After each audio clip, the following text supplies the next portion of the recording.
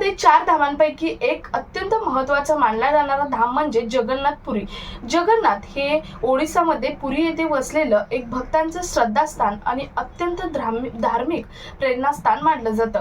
परंतु जगन्नाथ हे ओडिशामध्ये कधी आले किंवा ते ओडिशामध्ये का आले, जगन्नाथाचं नाव जगन्नाथ का पडलं, त्याआधी त्यांचा अवतार कोणता होता किंवा जगन्नाथाच्या मूर्तीचे डोळे इतके मोठे कसे काय, किंवा जगन्नाथाच्या अपूर्ण मूर्तीची पूजा का केली जाते। आजही मंदिरामध्ये जगन्नाथाच्या बाजूला आणखी 2 मूर्त्या आहेत, त्या मूर्त्या नेमक्या कुणाच्या आहेत, त्यांच्याही पूजा अपूर्ण पद्धतीने का केल्या जातात किंवा जगन्नाथाची रथ उत्सव यात्रा या महिन्यामध्ये का केली जाते, रथ उत्सव कशा प्रकारे केला जातो, रथ उत्सवाचा समाप्ती केव्हा आणि कशाने केली जाते, या संदर्भात माहिती सांगणारा किंवा पौराणिक कथा सांगणारा हा डिटेल व्हिडिओ असणार आहे। त्यामुळे व्हिडिओ शेवटपर्यंत बघायचा आहे आणि चॅनलवर नवीन असाल तर अशाच मोलाच्या माहितीसाठी चॅनलला सबस्क्राईब करायला मात्र विसरू नका। तर रामकृष्ण हरी मंडळी, मी पूनम आणि तुम्ही पाहत आहे माहिती मोलाची। तर जगन्नाथ हिंदू धर्मामध्ये 4 धामांपैकी एक मानलं जाणारं भाविकांचं श्रद्धास्थान आणि प्रेरणास्थान हे ओडिशा येथे पुरी येथे वसलेलं एक भक्तिस्थान किंवा धार्मिक प्रेरणास्थान मानलं जातं। आता जगन्नाथ हे पुरीला यायच्या अगोदर त्यांचा अवतार कोणता होता, पौराणिक कथेनुसार जगन्नाथ हे श्री विष्णूचा अवतार, श्री कृष्णाचा अवतार त्यांचा।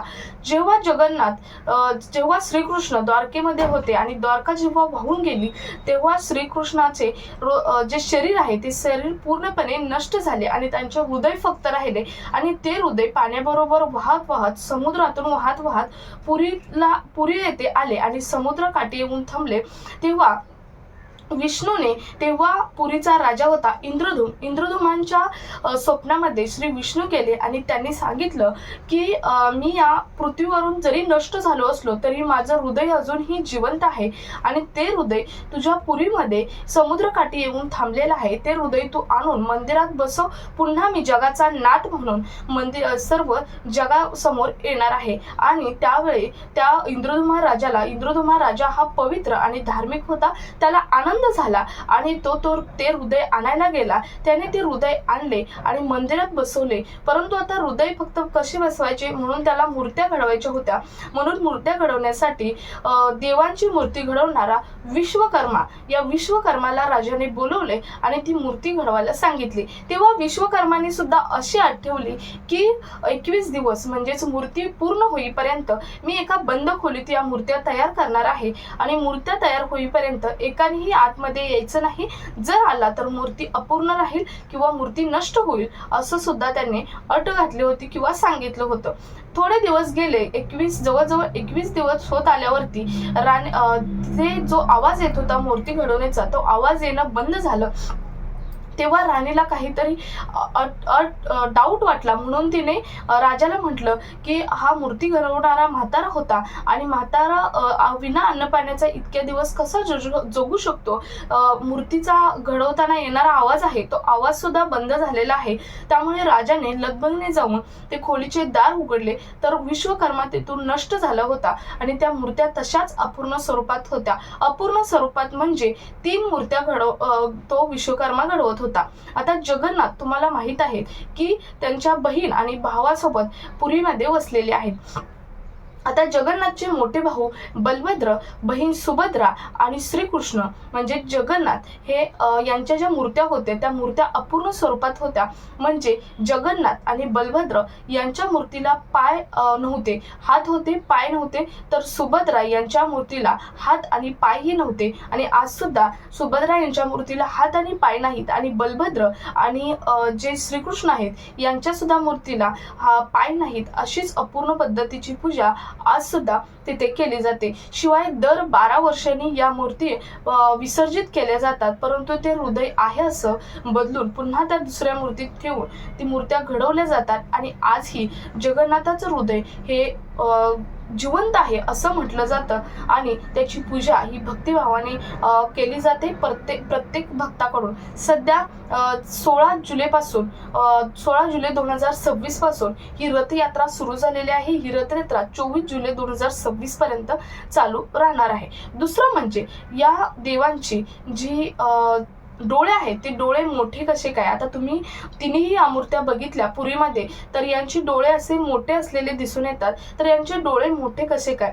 तर द्वारकेमध्ये यशोदा माता जेव्हा आली तेव्हा गोपिकांनी त्यांना एकच अट्ट घातली की आम्हाला तुम्ही कृष्णांच्या लीला सांगा. असं म्हटल्यावरती यशोदा माता म्हणाली की मी तुम्हाला कृष्णांच्या लीला सांगते, परंतु कृष्ण आणि बलभद्राला ह्या लीला ऐकून द्यायच्या नाहीत किंवा त्यांच्याकडे लक्ष ठेवायचं, त्यांना येऊन द्यायचं नाही.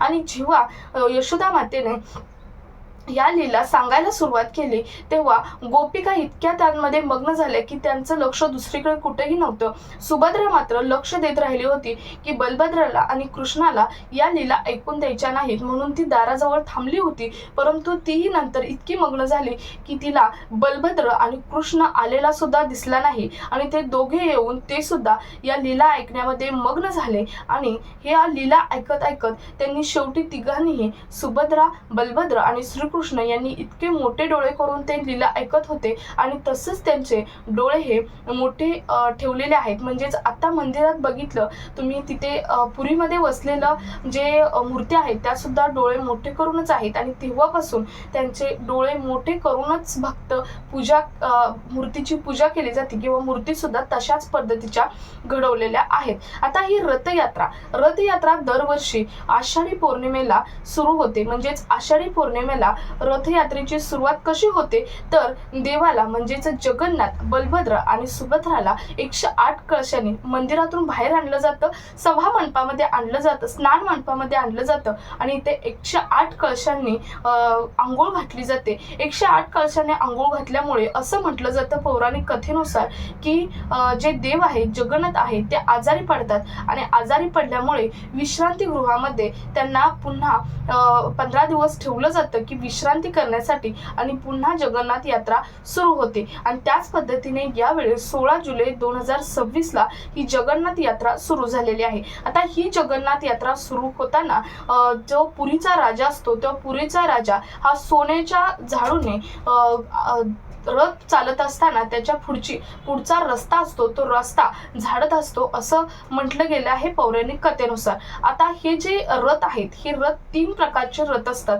पहिला रथ सर्वात पुढे असतो, दुसरा रथ त्यामागे आणि तिसरा रथ त्यामागे असतो. सर्वात पुढे मोठ्या जो रथ असतो भगवान बलभद्र यांचा, दुसरा रथ असतो सुभद्रा देवी यांचा, बहीण त्यांची सुभद्रा देवी, आणि तिसरा रथ असतो जगाचा नाथ जगन्नाथ म्हणजे श्रीकृष्णांचा रथ असतो. पहिला रथ बलभद्र यांचा रथ असतो तो जवळजवळ 45.6 फुटाचा असतो, तर सुभद्रा देवी यांचा रथ 42.6 फुटाचा असतो.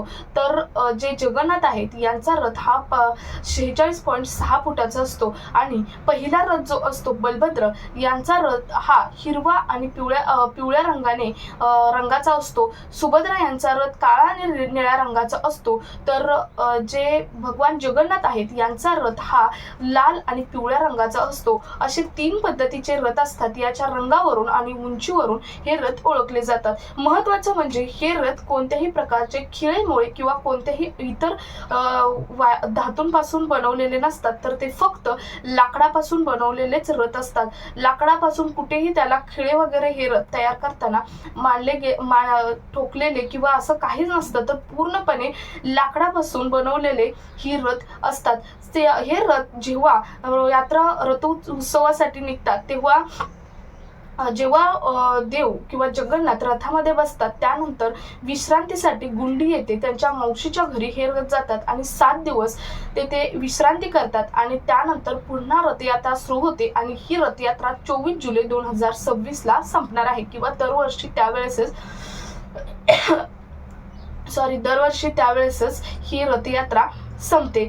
तर अतिशय महत्त्वाची ही माहिती आहे जगन्नाथपुरी म्हणजेच आपल्या भगवान जगन्नाथा संदर्भातील माहिती. ही सर्व भक्तांना माहीत असणं किंवा जगन्नाथांचे जे सध्या हा व्हिडिओ बनवण्याच्या मागे कारण एकच की सध्या रथयात्रा चालू आहे आणि रथयात्रा बरेच भाविक सामील आहेत, परंतु जगन्नाथांची खरी पौराणिक कथा काय आहे ही बऱ्याच जणांना माहीत नसल्यामुळे आजचा हा व्हिडिओ प्रत्येक जगन्नाथांच्या भक्तासाठी म्हणजे श्रीकृष्णांच्या भक्तासाठी महत्त्वाचा आहे. त्यामुळे जास्तीत जास्त भक्तांपर्यंत हा व्हिडिओ शेअर करा.